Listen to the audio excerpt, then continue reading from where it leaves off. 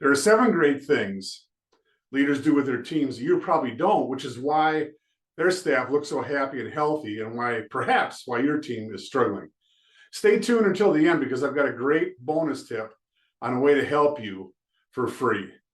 So today, just to be a little bit more confusing, we're going to talk about 5 things that great leaders do that you probably don't. This isn't the free bonus.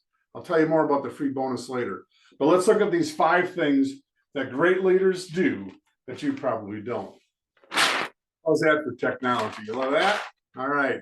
So number 1, they consistently engage with their teams. They build trust. They have honesty. Management by walking around. You need to be engaged, not with a ring, but you need to be engaged, interacting. How else are you going to build honesty? How else are you going to build trust? You have to walk around and stick your head in the door. Now, don't interrupt your staff because then that's going to get them upset even more. But walk around, say hi, pat them on the back. Those of you in manufacturing are saying, "Oh, I can't do that." Yes, you can, because I know businesses that have. I've worked with culture teams that have. I've seen the difference, and the leadership teams have told me the difference when they go around, walk around, and interact. So you have to engage with your team. Again, build that trust, build vulnerable trust, not just, the trust. Yeah, I trust you. If you're watching this, I trust you, but vulnerable trust, where you're willing to share with your teammates, your supervisors, people that report to you, if you're a 360 leader, all these different things around you. And there's a simple exercise that I utilize to walk people through that. 3 simple questions that dive deep into people so that they can build the trust with their teams. All right. So that's consistently engage with their teams. Again, technology. It's not an app. It's paper, right? It's paper, people. That's okay. Number 2, focus on the relationships to produce the results. Focus on the relationships to produce the results, right? So care and love your people. Lead by example. Show empathy. Again, it really ties into that first one we talked about, management by walking around. But you have to focus on relationships. Show people that you care. Show people that you love them. Love in the workplace is such a vague term, I guess, or a misused term in our world. It's not love in the partner type relationship with one other person. It's a caring and love that you show them it matters. People don't care how much you know until they know how much you care. Let me say that one again. People don't care how much you know until they know how much you care. So that's a key element of this, really focusing on the relationships. If you focus on the relationships, you build that trust, you show empathy, you lead by example, you're a good role model, you're going to be able to build your team. All right. Now, let me just give a little commercial in here. So I'm going to offer at the end, or you can click on the button below, my 7 deadly mistakes every great leader avoids. What I suggest you do is go to my website, toddkukan.com/guide. So, I don't have a common name. TODDKUCAAHN.com/guide. toddkukan.com/guide. You'll get a complimentary piece on the 7 deadly mistakes every great leader wants to avoid. Go out and get it when we're done here. Let's move on. We've got 2 of the 5 down.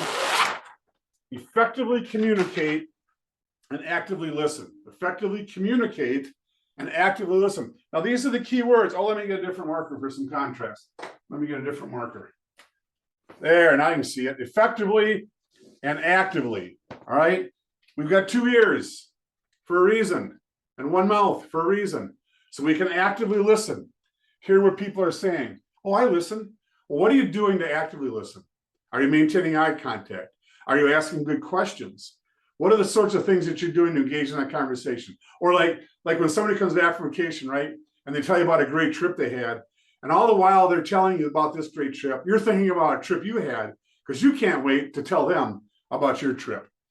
All right. So actively listen to the person. Sometimes taking notes helps. Now, if you're standing in the hallway having a conversation, maybe that's not the most convenient thing to do. But there are other things you can do, again, like the eye contact, all right? Effectively communicate, right? Help me understand. Great question to ask. When someone's communicating with you, maybe you don't agree with what they're saying. or maybe you haven't heard it all, or maybe you don't fully understand it. 3 words: help me understand. Tam, help me with that. That's a great phrase to use, and I use it often now, right? Because it puts the onus on you. When you say help me understand, I'm not saying that you're an idiot because you don't know how to explain something to me. I'm saying I'm an idiot and I can't figure out what you're saying. So help me understand. Effectively communicate and actively listen. What's number 4? See how that rolls right off like that? Pretty cool. All right, number 4, sorry. Welcome conflict as a tool for growth. Welcome conflict as a tool for growth, right? Value the team. Value the team. If you have good communication, if you're listening, if you're building trust, you can have conflict. And it's got to be positive conflict, constructive conflict, not negative conflict, not tearing somebody down. I get so excited. One extreme or the other. We see people just like, nod their head like bobbleheads and say, yeah, yeah, yeah. Or people are angry and aggressive. Find that continuum where you can have constructive conflict. Because when you get to that point, that's when your team can really get moving. That's when it shows your leadership. Where at the table, instead of everything going from you to a person, they're starting to go across the table, different offices, and they're giving constructive, positive conflict. And that is a great tool for growth in your organization. All right. Make sure that you solicit all team members. Talking about that bobblehead again, right? I've got black all over my fingers now. Talk about that bobblehead. So when you're in a meeting and a decision is made, and speaking of that, we should talk about agendas sometimes, because meetings are not bad in and of themselves. Their meetings are bad because they're not constructed well. Regardless, go around the room if you made an important decision and ask all the people in the room if they agree 80% of that solution. I did that. I did a strategic plan for a city, and we got the mission, vision, values done. And I went by each person around the table and I said, are you 80%? Because you'll never get 100%. Are you 80% sure that what we just decided is something you can buy into, believe, and support? And we got that type of support. So sometimes you have to pull out, and you also have to take into account different personality styles. Like an I style like me on the DISC spectrum, you can tell I'm, moving my arms all over the place, ripping paper, making a mess, whatever the case might be. But some people are maybe a C style, much quieter, more conscientious, more concerned about data. So sometimes you have to draw it out of those people. All right. So welcome conflict as a tool for growth. Let's look at, I know you want a drum roll? I don't have a drum roll. Collaborate instead of cooperate. Collaborate instead of cooperate. So you have to have commitment, accountability, and partnerships. Commitment, accountability, and partnerships. Collaborate, not cooperate. Everybody can cooperate. I've gotten groups of people together. I've been in economic development. I've been in nonprofits. I've been in the business community. I get different diverse groups of people together.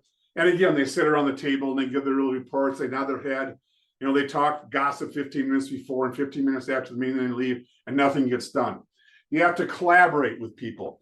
You have to develop partnerships. Who's gonna be doing what? You've got all these people that are working with each other in all directions, in and out, and you're going to collaborate. You're going to make mistakes, and then you're going to hold each other accountable for that, right? So you have communication, you have trust, you have conflict, you've got collaboration. People are committing. You hold people accountable. I have 2 accountability groups that I'm in personally. We meet once a week, right? Both of them do separately. One group of 2 guys, one group of 4 of us. In the group of 3 of us, we have a $50 bet every month on goals that we set for that month. I hope that's not like something I can get arrested for. But we set monthly goals, and if we hit them, it's awesome. If we don't, we have to pay the other 2 guys $50. And we've all slipped here and there. And it's usually just 1 or 2 things.